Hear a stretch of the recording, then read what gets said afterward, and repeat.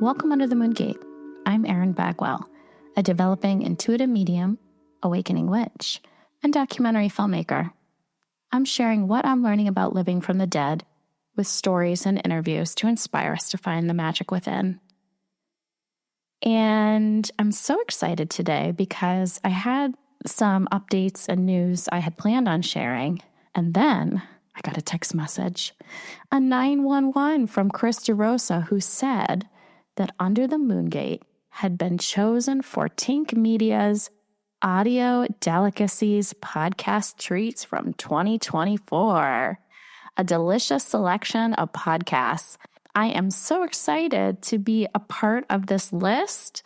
I am in the out of the box category, and this is what Chris wrote about us. He says, unlike most podcasts about similar subject matter, Erin infuses her episodes with humor, relatability, and inclusion. You'll feel invited into her magical world instead of being on the outside looking in, with episodes full of digestible and actionable steps to help anyone open the door to a mystic life, even just an inch. So thank you, Chris DeRosa, our celebrity correspondent from Fixing Famous People, who you'll know from my Q&A episode. He recommended the episode The Mystery of Tarot with Atima Louie for new listeners to listen to. And I'm just so honored to be on the list. Who would have thunk it? Our little podcast is making beautiful lists and out and about. If you haven't rated, reviewed, subscribed, please do all the things. Please join us in the community. It's a lot of fun what we're building over here, and I'm really proud of it. Speaking of things I'm really proud of, today on the podcast, I'm so honored to welcome singer, songwriter, and musician Katie Callahan, who released her new EP, This Won't Last Forever. Katie and I actually went to 8th grade together in Honolulu, Hawaii, of all places, and we have kept in touch over the power of social media, and we actually reconnected a couple of years ago. And I have been such a big fan, as you'll hear, of Katie's music and her art. And we have an incredible conversation about what it was like to record this album in Nashville, what it means when your personal and public lives collide through art, the heartbreak and healing of this inspired album, and so much more. If you haven't heard Katie's music before, you are in for such a treat. Because as I wrote in our show notes, her voice is melodic and has a transforming quality that reminds you of your divine power, tingling deep down in your bones, just waiting to explode. So please, without further ado, here's my conversation with Katie Callahan.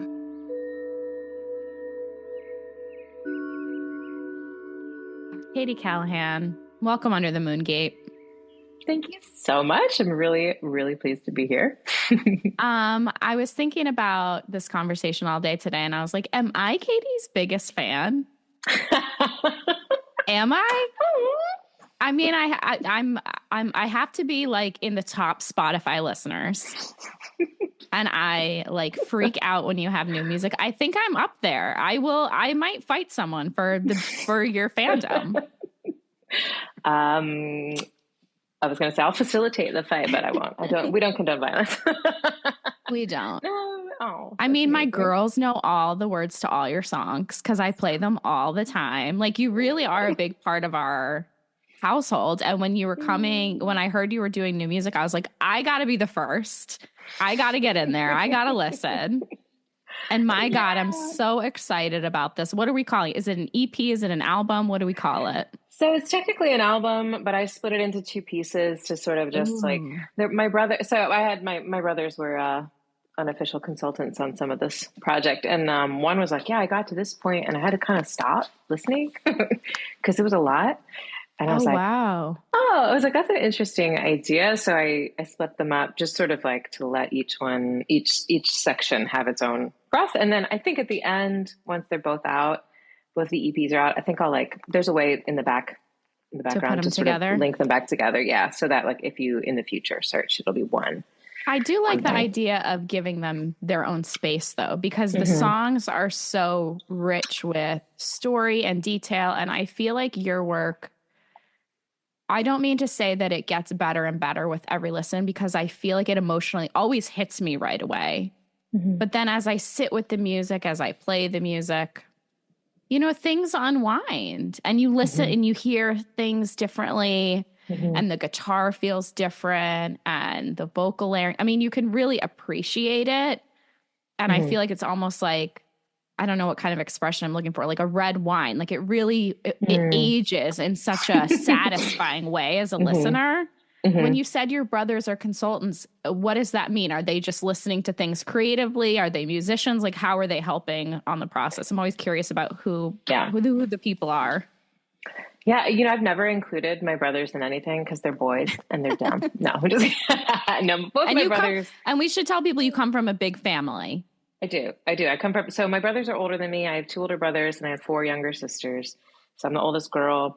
It was the three of us for a long time, and then there was a surprise, and it was twins, and then we adopted twins later on. So there's a lot of us, and my older two brothers are both pretty brilliant musicians in their own ways, individually, and also like we've all played together, like like on church bands and stuff like that growing up. And I think on some level too, I knew that this record was just sort of like a window into my world and my life that I don't normally share with them.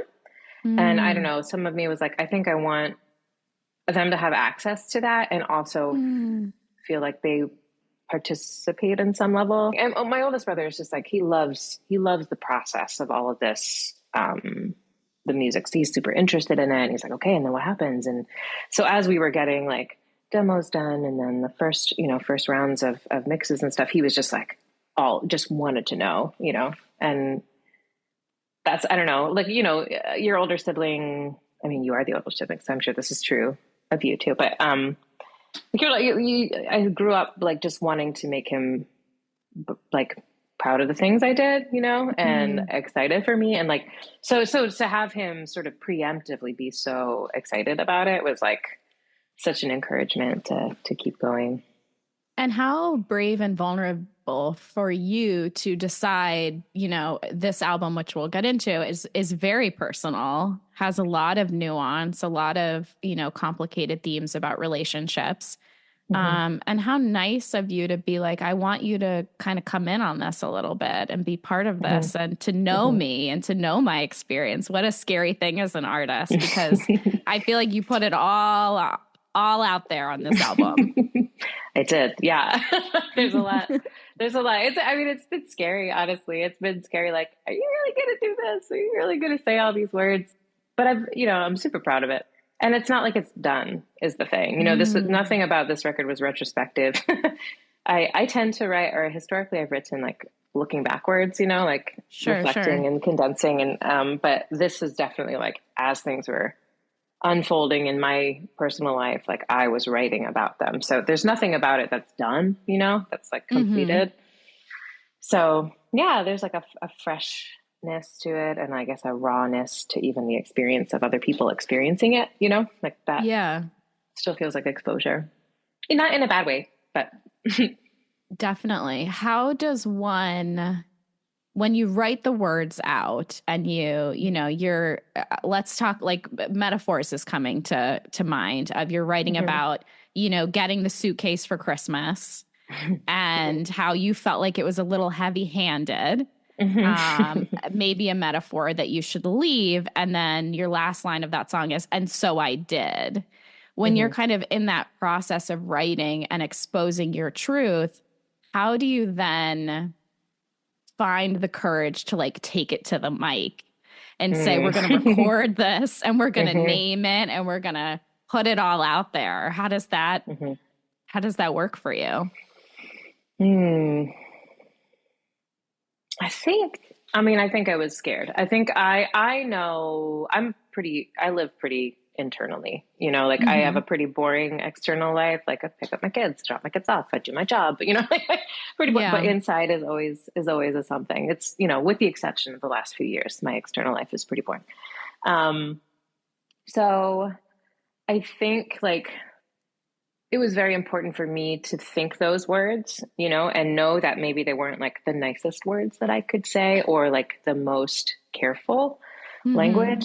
But it was the most honest language. And I think hearing myself say those words was really important.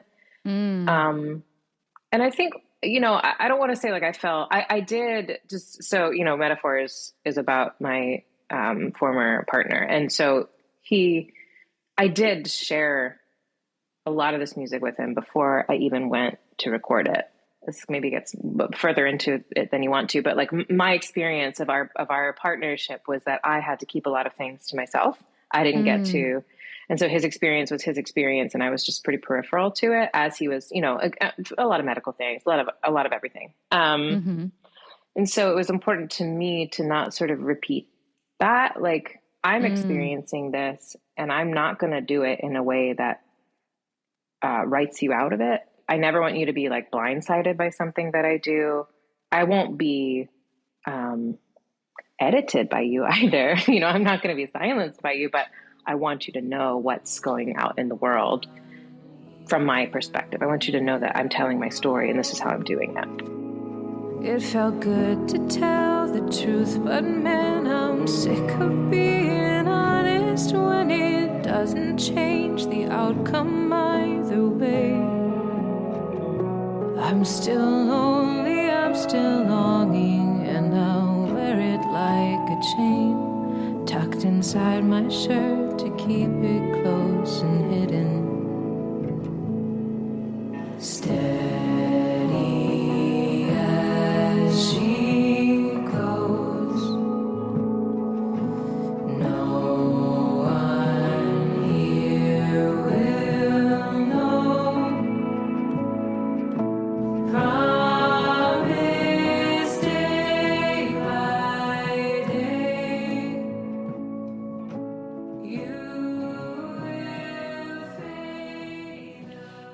God, and what a tricky balance that is as an artist Yeah. to Yeah. want to be authentic and vulnerable, Mm-hmm. and then to Mm-hmm. also hold space that, other people are involved in the art, Yeah. Yeah. other people Yeah. come through, and you have to kind of negotiate. That's the real life work of being an artist, is making sure Mm-hmm. that, you get to put things out, but that, your regular normal waking life doesn't explode either, Mm-hmm. through these Mm-hmm. choices.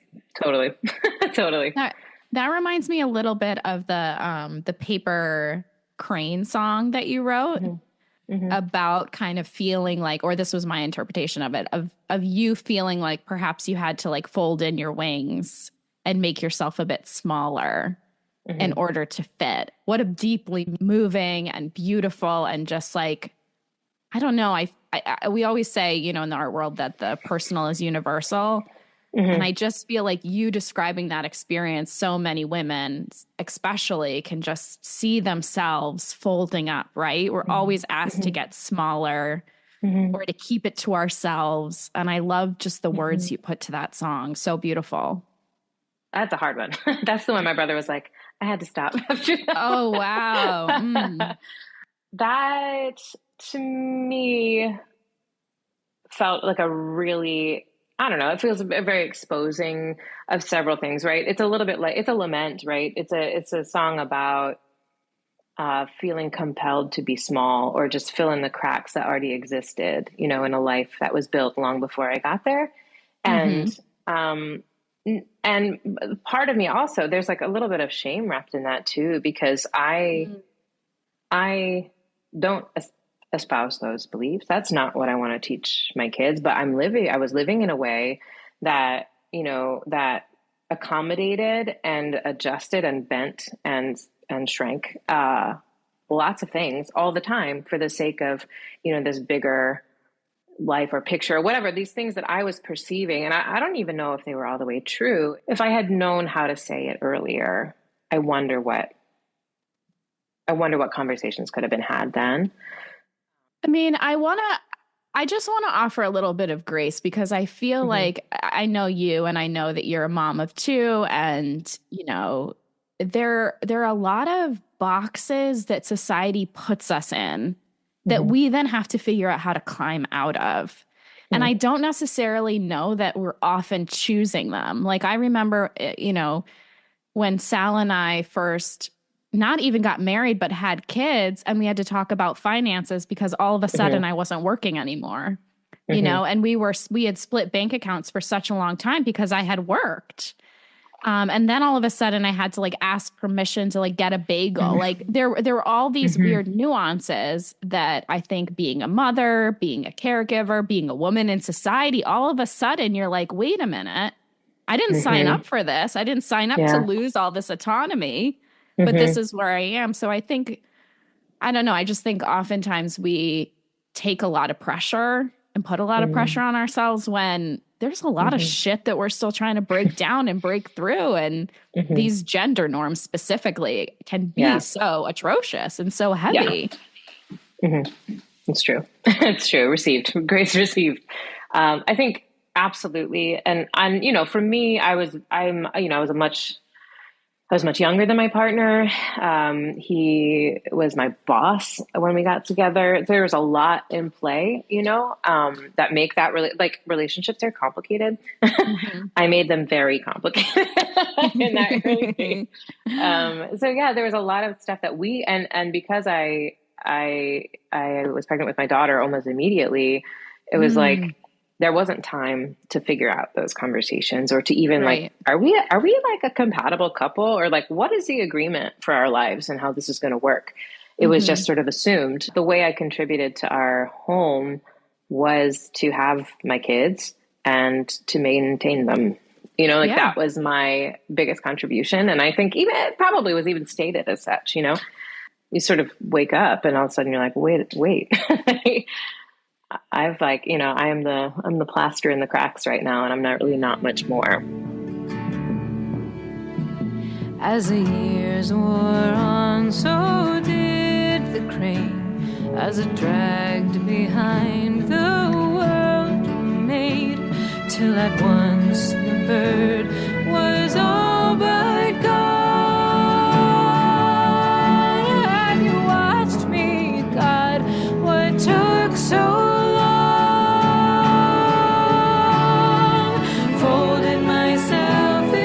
shape of your life.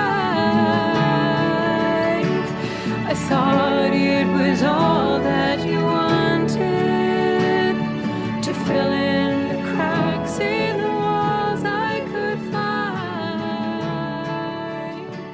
How does that ring for you? Like when you're in those moments and, you know, thinking about you kind of reflecting on the relationship or about where you want your life to be even, what are those like whispers or voices, or are you getting signs? Like, how did you kind of make a shift or make a, you know, a perspective turn? Does that question make sense? It does. And I think for me, immediately I go back to the after I had just recorded the last record, The Extraordinary. I was in Nashville. I had like a day and I was just walking around listening to podcasts, as one does. And it was so hot and like pouring sweat, just walking down listening to, it was an episode of We Can Do Hard Things. And it was Tig Notaro and her wife were on it.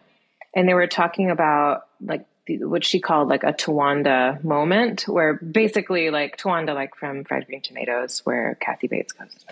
So she was saying, you know, these moments where you realize or step into something about yourself that makes you realize that you are not who you thought you were in some capacity. And she was talking about it in tandem with her partner. So like you're becoming a new version of yourself or a new person as you embrace these things. And your partner has to either like, it's like, you know, keep up or get out basically, right? Like there's not a lot of option.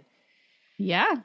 Except to be present and supportive. And I remember like, as I'm listening to these women all talk about their lives and their partnerships and stuff, I was like, oh no, you know? And so I got home that summer and I was like, everything in my life feels like a sweater that doesn't fit. And, I don't know what to do. So like from that moment, getting back, basically, my interactions with my partner changed. I was like, look, listen, like I'm having all these things. I need this kind of space right now. And the space gradually morphed and changed as I realized things that had made me uncomfortable for as long as we'd been together, you know, and trying to undo them Stupid things like pet names. Like, I just don't like them. I don't like them. Don't call me sweetheart because it makes me feel like a little girl and I don't want to be that, like don't, I need you to not, I need to not do anything I don't really want to do right now. That's, these are and, with partial success because, you grow up a people pleaser. It's hard to, hard to stop that. But, I'd say that was like the moment for me where I was like, everything has to change. And, none of it was seamless and none of it was smooth, I would say, for the next 2 years, for lots of reasons, but, it had to start somewhere, I think. And, that's where it began. And where does the music come in during that process? Are you feeling creative right away? Is it a slow trickle? Kind of how does the music help with that journey and with that story? I had a friend recently tell me, like, I feel like I learned more about you from the way you present yourself on the internet than like in real life. And I was like, like, uh-oh, that's not good.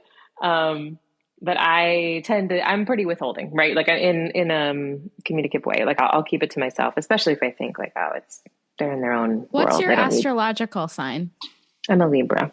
You're a Libra. Okay. Do you know what your rising and your moon are? I looked them up recently and I don't remember now. I could probably find my chart. I have it saved on my phone, but I would be curious. Yeah.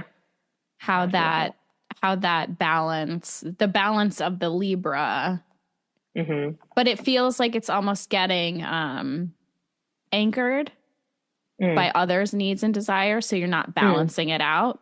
Right. I wonder if you've got some Cancer in there but I'd be curious what your rising is because that's the sign we're kind of trying to step into. And so when you look at like astrology or learning about the signs, like your rising to me, like I'm over my, sun sign, which I'm a Taurus. I was born in May and I'm very into my rising is a Scorpio. So that's who I'm growing into. That's who I want to be in the next life. And so giving yourself permission to maybe collect some of those attributes that you don't usually think of for your astrology is so helpful. Yes. Oh, that's a good word. I like that. I like the growing into language.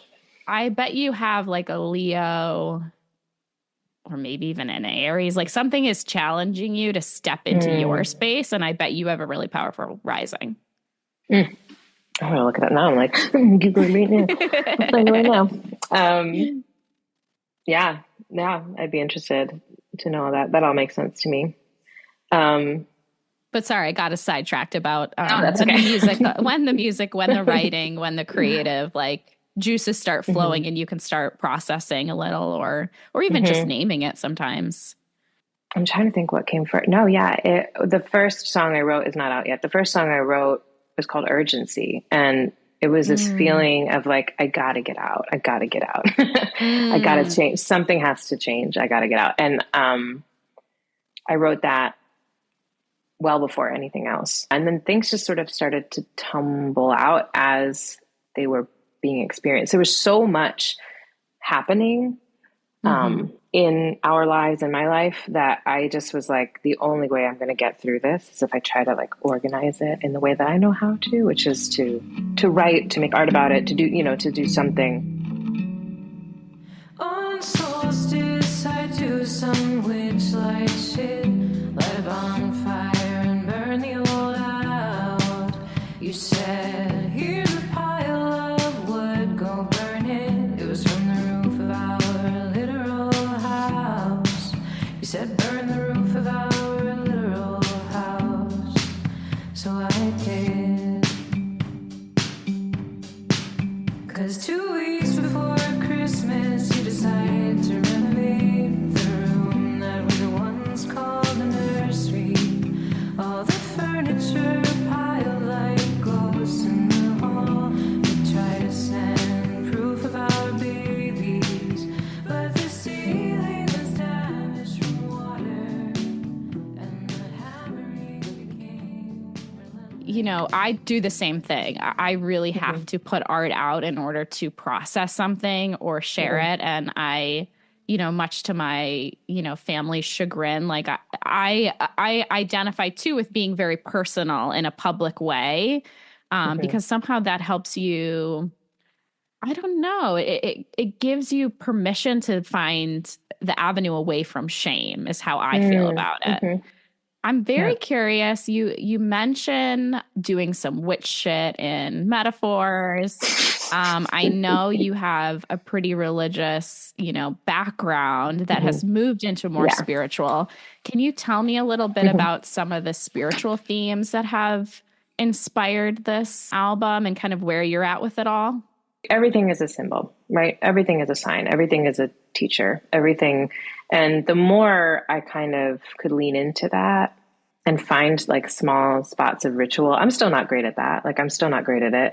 And I love doing it. So like I want to get better, but finding a stone in a crystal shop that is, connected to your root chakra so that if I hold it or if I see it, or if even the color, like in a flower somewhere outside, I'm like, right.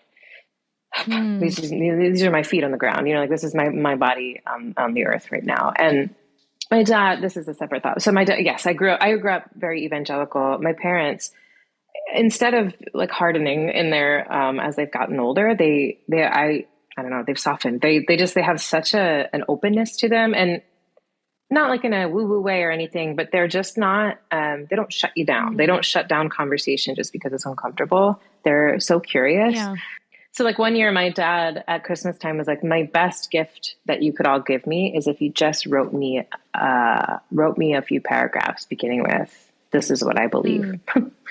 And I remember in that being like, the thing that I know to believe in the most is my body. And it's because even in my spiritual tradition or heritage, that it aligns with that spiritual heritage as well. Because like, what else is, what is birth, giving birth and existing in a body that bleeds, but like a mirror image of the crucifixion and resurrection? Like what are tracing the seasons and life, death, rebirth? Like what is, like everything points back to like, this is where your wisdom lies. And I don't know if you soften to it, like if you soften to her, she can tell you a lot about what you need and also what you don't. And I think that's sort of where I'm landing on a lot of things, like recognizing and being at peace with like my spiritual heritage and where it comes from and the stories that mean a great deal to me and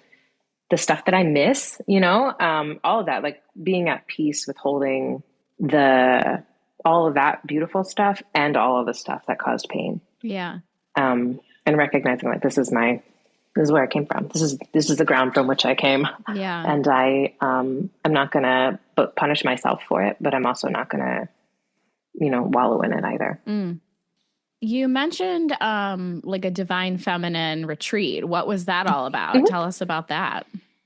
Oh my God. It was the best. It was in Ojai. I listened to a podcast when I was leaving church. The Liturgist is what it was called. And it was this musician, Michael Gungor, and this scientist guy, Science Mike, and they would just sit down and they would talk about things that feel dissonant to them. And eventually the host expanded to include Hillary McBride and occasionally Michael Gungor's partner, Lisa. And Lisa and Dr. Hillary McBride hosted these retreats. So they were in Ojai, California, and it was like 3 days. You went, it was a bunch of about 30 feminine presenting folk. And the first one was really, just eye opening, right? Like we did yoga and there was like singing. For me, this was really impactful. Like when you leave church, there's nowhere to sing with people, right? Like it's like a really unique experience. So like we're there and we're just sort of in a barn, all dusty and gross and sweating and like singing, just not anything in particular, but like allowing the sound to sort of resonate here and then out and then collectively and like what that does to your brain and the openness that it gives. It was really impactful. And also opened up a lot of really good conversations about like, oh, so most of the women here are white. Let's talk about that. Like, why do we think that is? And what made this space feel unsafe to people who weren't? And so like, it really sort of cracked open a lot of conversations for me around feminism and then also intersectionality and wanting to do a lot more listening.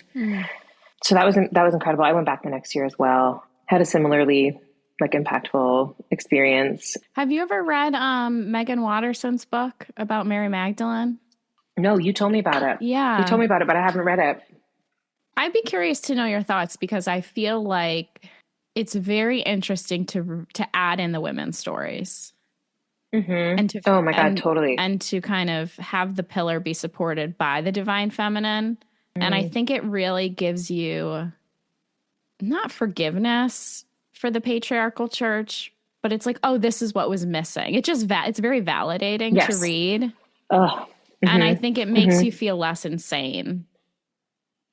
You know what I'm saying? I'm with you. Yes, totally. There's a book I read after that first retreat. It's called The Dance of the Dissident Daughter, and it's by Sue Monk Kidd, who wrote like Secret Life of Bees and those books. And I don't know if you read those books, like that book growing up in the Mermaid Chair. I feel like I did.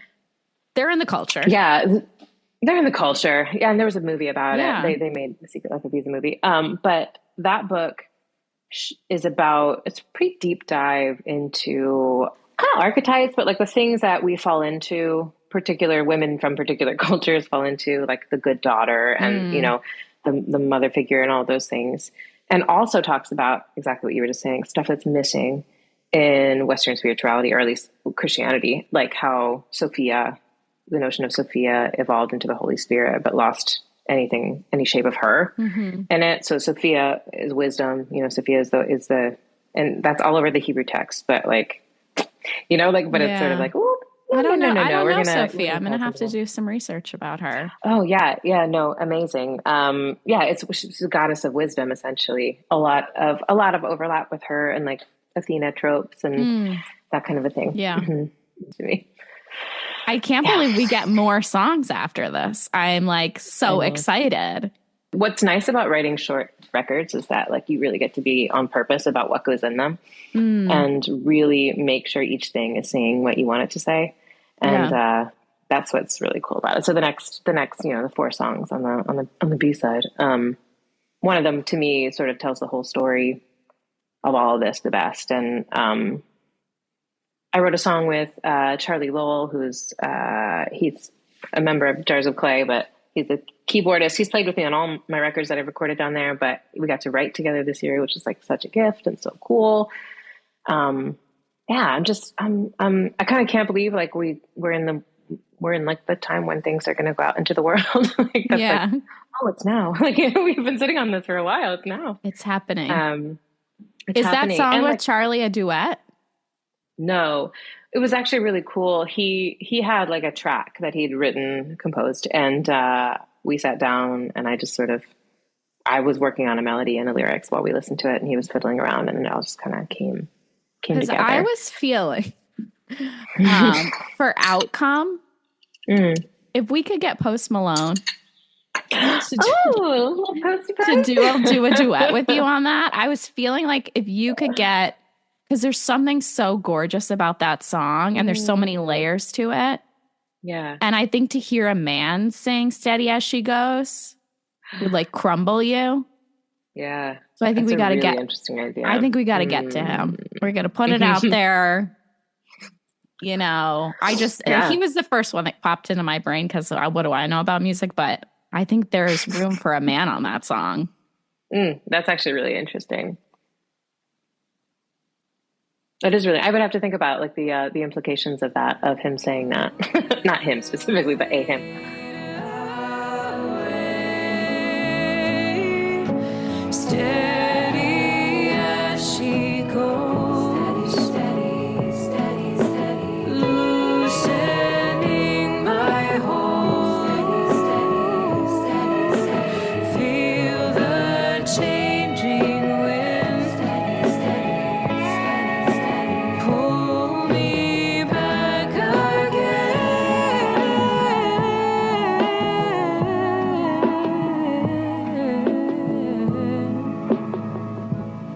And I'm so far down and so far out, but love is trying to find me between you and me. I think it might be God. If I listen very closely, there's a sound I've heard before, like 1,000 voices singing all together. Steady as she goes. you tell us a little bit about the recording process and what it's like? How does it all happen and work? I knew the last time I did it, we tried to squeeze it all into a week, and it was just like, frankly, too many. It was too many things. So we spread it over 2 weeks in January. I sent my producer, Matt Oldmark. I was like, hey, do you want to do it again? And he's like, yeah, I do. And I sent him a bunch of demos that I spent last summer, recording in my little rinky-dink way. What's neat about working with Matt is that he gathers a band sort of, or he's like, I think these people will make the most sense. What do you think? And historically there's been like a moment where I'm like, cool, but could there be girls, and there have been, and we've gotten to the point where he knows me. And now as a consequence of us working together, there's been like an expanding of his repertoire of musicians too, which is really cool. What happens is you record like you scratch tracks first so that the band can learn them when they get in.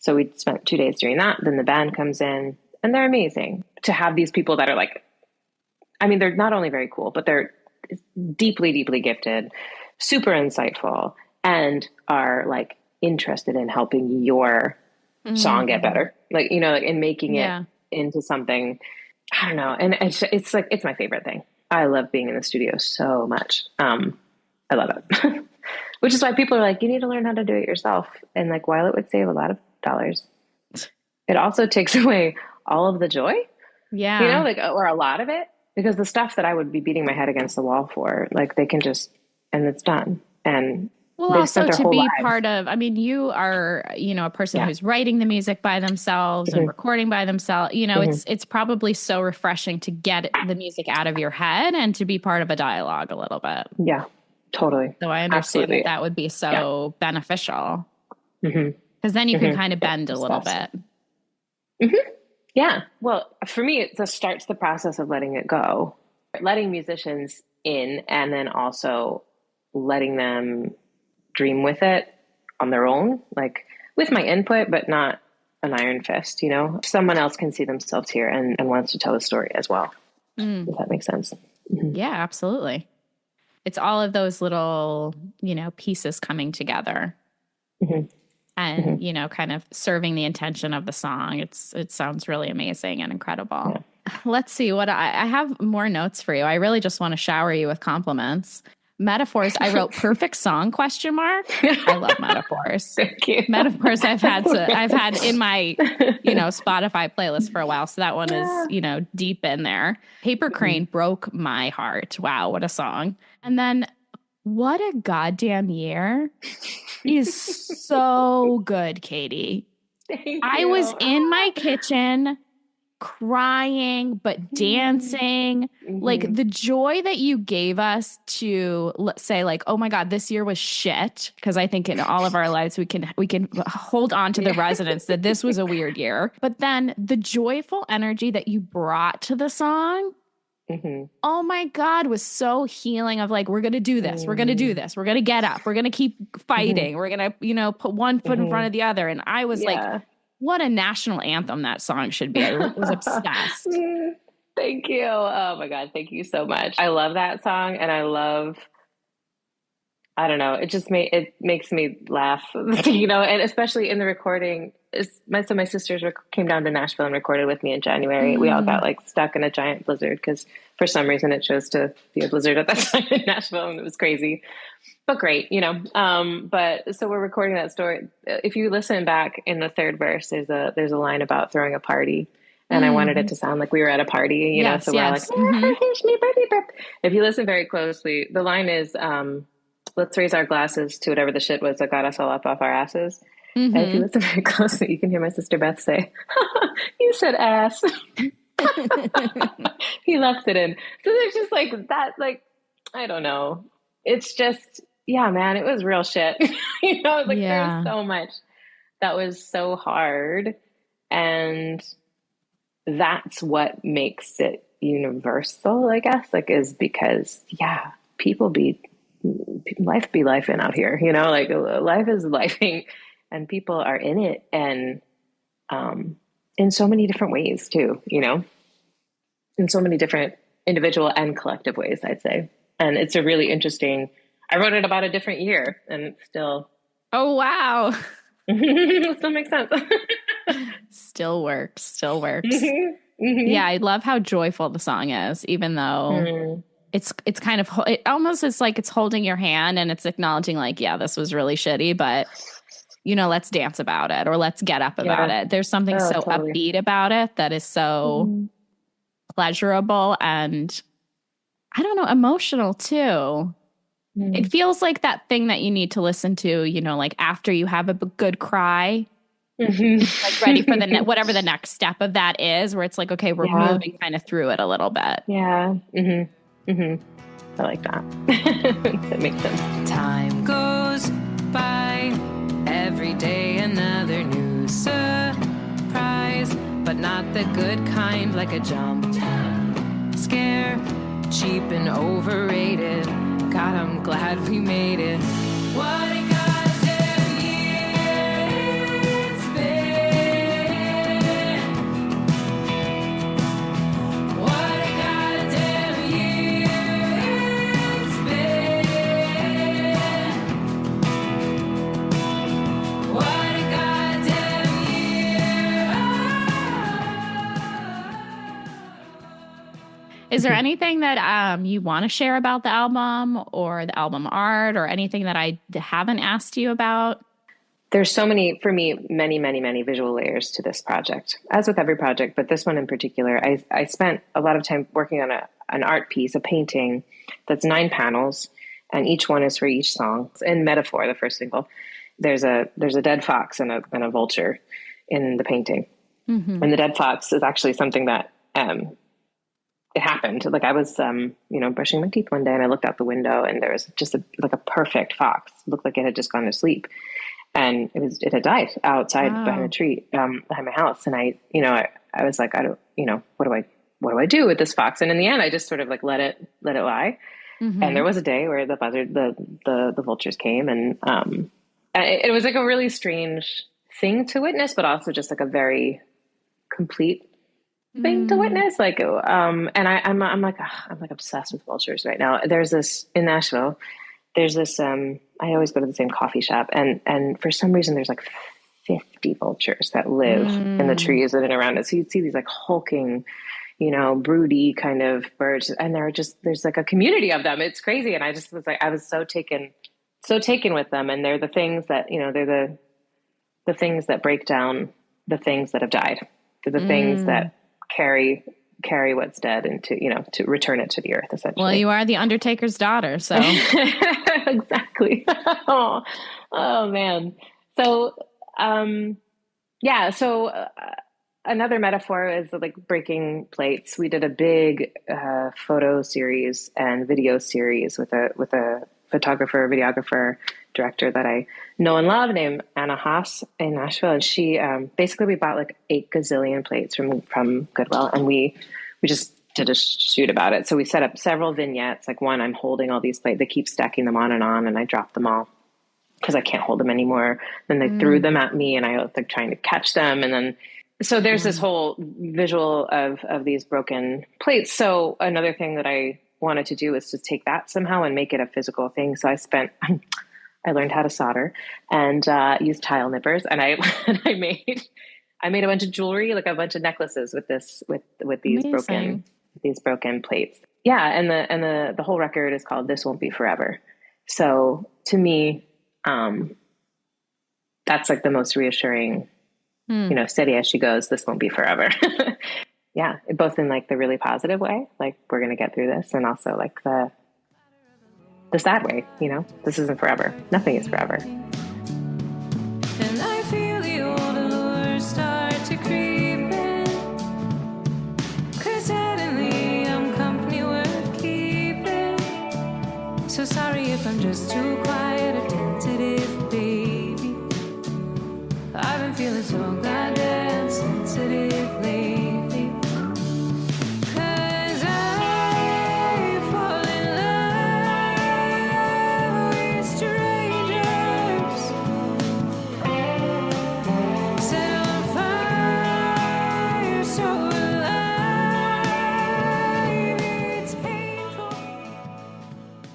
I I am so grateful for your time as your biggest fan. It's always a pleasure to touch base with you and listen to your music before it comes out. I always feel like I'm such an insider that I get to have a taste of everything. I'm so proud of you. And it was funny when we were talking before, I had like a vision of us in the 8th grade, just like how funny that so many years later we have stayed connected.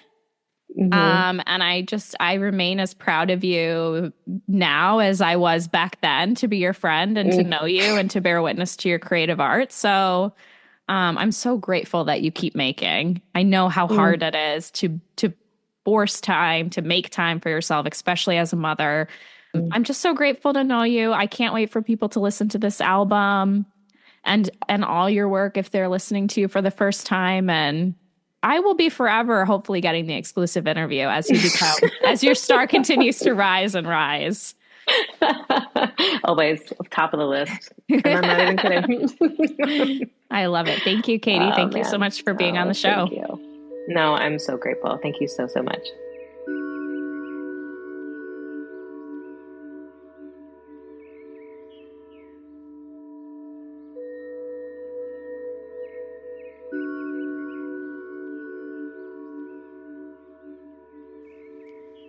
Under the Moongate is produced and hosted by me, Erin Bagwell. And to learn more about my new documentary about the Forgotten Goddess era, the Burning Times, and a modern woman's quest for divinity, visit theresurrectionofthewitch.com. And pass the magic along. Rate, review, subscribe, and share this episode with a friend. Plus, if you want episodes delivered to your inbox, you can join me on Substack as a free subscriber.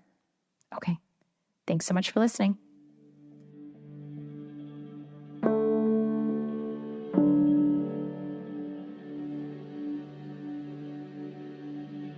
Greetings! I have a special announcement just for you.